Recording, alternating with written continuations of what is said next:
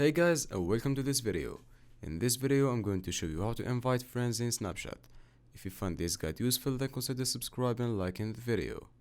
So here we are. As you can see, currently I'm here on Snapchat.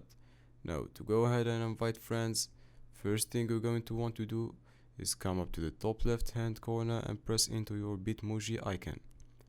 From here, what you need to do is come down to the friends section and press onto the option which says add friends. From this screen, if you look towards the top, you're going to see an option which say invite your friends. What you want to do is give it a click. Then what you can do is invite your friend to Snapchat. As you can see, you can invite friends from your contact list, so you can send in SMS or do that via WhatsApp or Instagram direct, or you can just press onto copy button. This will copy invite link to your clipboard, so you can then go and send it to your friends. So that's it. That is how to invite friends on Snapchat. I really hope you found this video useful. If you could give us a like and subscribe, we would really appreciate it. Catch you guys in the next one.